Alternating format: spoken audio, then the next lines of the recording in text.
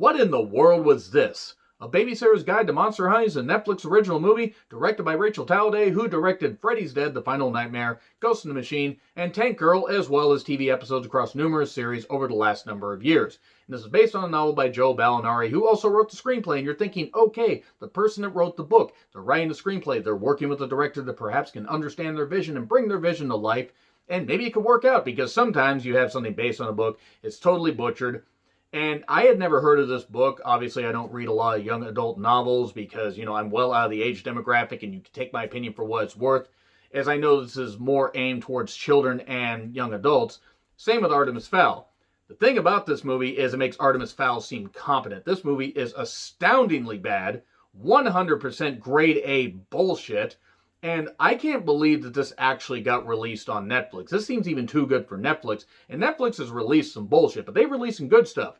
But I wanted to step out of my comfort zone because I've seen some good dramas from there. I've seen some good comedies and, some really good stuff. I've seen some good horror on there. I've seen some bad horror on there. But I wanted to see if this was kind of interesting. It's an attempt to create another franchise for young adults and children where, you can believe in yourself. There's this, basically, I'm going to get into spoilers just so you know, because there's not really much to spoil here, but there's, there's various dark forces that want to harvest nightmares from kids and kidnap kids and take over the world and everything, and it's just not well done. You have Tamara Smart, who was in Artemis Fowl. She has not had a good 2020. She actually isn't that bad of an actress, and she's young enough to where she can get past this and hopefully get into better roles and everything and forget about this stuff early in her career. There's character Liz, Unya Lawrence, who was also in Lost Girls, which I also watched and didn't really care for. She wasn't bad, but I didn't care for that. Tom Felton, who was Draco Malfoy, was the Grand Guignol, I think is how it's said. I don't fucking know, and I didn't fucking care. He was in Bad Prosthetics, and he was supposed to be the main villain and everything that kidnapped a boy named Jacob, because Jacob has very, very vivid nightmares, and this, grand guy can, take, harvest these and create these monsters and everything to help his three stooges-like ghosts that are called toadies. That it's some of the worst special effects I've seen in a movie in a long time. These special effects would have barely passed for 2000. Now, sure, I'm sure the crew worked as best they could. I'm sure the budget wasn't that big. I'm not going to knock the effort of the crew, but this movie, for the grand vision it had, it was like it was just churned out within a few months. Some of the special effects didn't even look like they were done. Not to the point of cats. Not that bad, but they were pretty goddamn bad. You have the main character, Kelly, Tamara Smart, who was confronted by monsters, a monster in particular when she was young.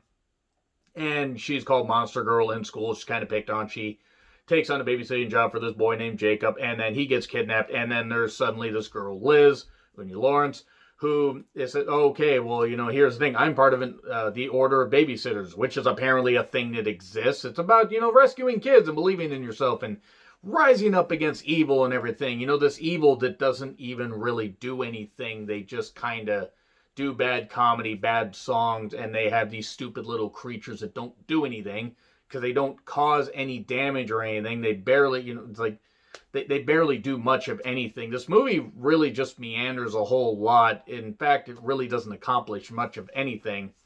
But yeah, Jacob has very vivid nightmares. This grand guy is going to try to take his, try to harvest them and everything and create this army. And also there's these other evil entities are out there. This cat lady that acts a little bit too weird, a little bit too adult for a kids movie like that, and has a bunch of cats that she summons. And yeah, I love cats, but yeah, that didn't exactly save it. I don't love the movie Cats. If you saw my review, you'd know that.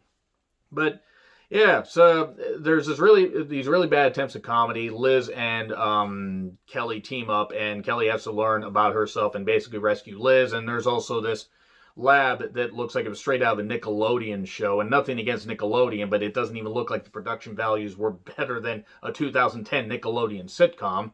And they basically, have all these resources and these like teddy bear smoke bombs and all these weapons, and it's trying to create a franchise that will appeal to kids. I can't imagine who this will fucking appeal to, because I can't imagine too many kids being entertained by this. Now maybe parents can sit them down and maybe they'll laugh at this, but the comedy is really goddamn bad. The special effects, as I said, are fucking horrendous. The acting is not really that good, but also I think that's in part because of the script. I don't think the actors are bad. I think the script is bad. And this feels very processed and churned out, and like they didn't put a whole lot of effort into it. Um, Liz also has backstory where she's looking for her brother that was kidnapped by this guy. And there's also these other creatures that are around, these other, like, dark lords, where they're going to do a sequel hook. Um, Eventually they do this bad subplot where Liz gets kidnapped. Kelly has to go on the rescue and everything, and there's this weird shadowy creature with a bunch of eyes, which is like about the best special effect in the movie.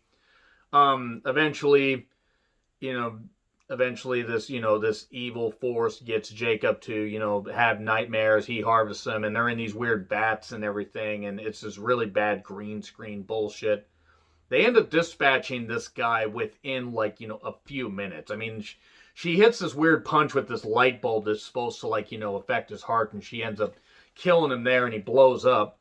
But there's also the spider lady that they're going to, like, sequel hook with. Like, oh no, you need to study up on this. Liz decides to make her part of this order of the babysitters. Like, hey, you need to study up on this stuff, and you need to babysit, you need to keep doing this stuff. And there's also a bad subplot with the boy's mother, where she's the ice queen, because apparently she's a big Frozen fan, or a big fan of the Within Temptation song. I'm not exactly sure. Hopefully Frozen, and not a good song by a great band, Within Temptation. But yeah, they dispatch him in quick fashion. Jacob basically has to tell the nightmares, I'm not afraid of you anymore, and does this and everything. He kind of reminds me of the kid that was in A Wrinkle in Time. He's not the same one. He was actually in A Simple Favor. I remember him. A Simple Favor, one of my favorite movies, and he was a good kid actor in that. But yeah, nobody in particular was really good in this, but that is down to the source material. This is really goddamn dog shit. I can't emphasize that enough.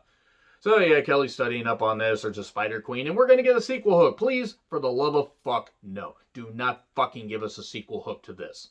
This movie was fucking rotten. It gets an F. It's one of the worst things I've seen this year. I watched over 100 movies this year, and I'm pretty certain I'm going to have to do at least a top 15, because it's going to be hard to fit every single bad thing that I've seen into one list, and it's going to be hard to fit every single good thing I've seen into one list. So yeah, I'm going to, you know what, that's not enough. I haven't done this in a while for a movie.